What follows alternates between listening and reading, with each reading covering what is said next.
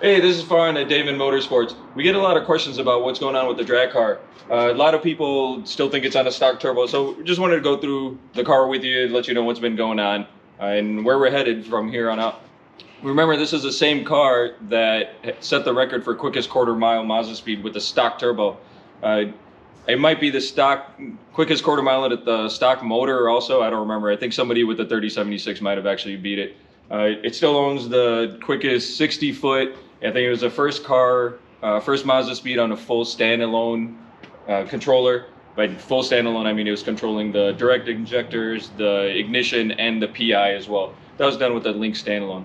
Where we were at with it last year, we were running a Borg 369, Borg Warner SX 369 SXE. Pretty basic build motor in there that we had in there last year. It's still in there right now. It's actually been sitting for the past 5-6 months while we were busy doing other stuff.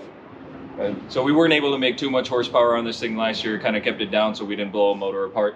Probably about 550, 600 horsepower. And I think we turned a, I don't know, 10.7 with that. We had issues with electronics last year. That slowed us down quite a bit. We blew up a diff at some point. That was my fault for dynoing the car front wheel drive without disconnecting the diff.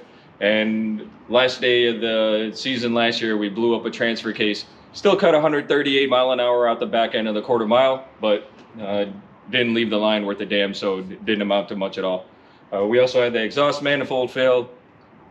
So lost a lot of time to stupid stuff like that last year. Hopefully we can get past a lot of that this year. We're changing the control system. I think I'm going to be rewiring the car here soon. We actually wanted to do this and let you guys know what's going on before I started tearing into this. We're putting a motor in built by Ken at Ken's Race Engines.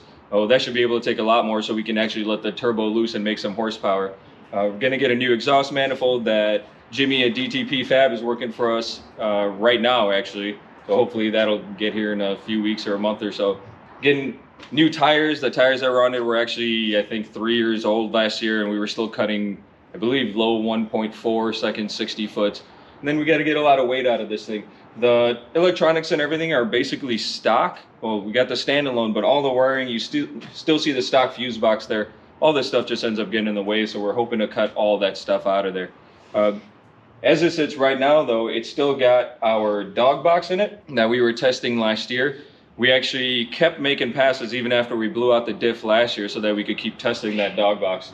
But the dog box ran great. We were cutting a bunch of time there. The new control system that we put in will help us cut even more time with the dog box because I'll be able to stop hitting the clutch.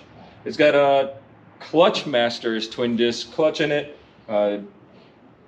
Take that back. Clutch Masters is the one you can get. We have a Quarter Master one. It was actually Quarter Master used to make them for Clutch Master, so we got one of the original ones that they used to make. It's got DSS axles all around. I believe it's the only Speed 6 with DSS axles up front, and these are 5.9s if I remember right.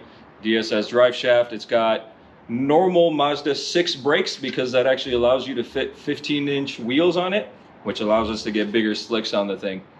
And that's about it. I mean, obviously we got all our mounts. For now, the fuel, the venting system is just our PCV plate with 2 ports.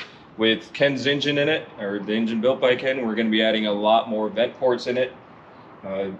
We got 2 Walbros in the back that are providing the fuel from a surge tank that we actually made and we tested for a while.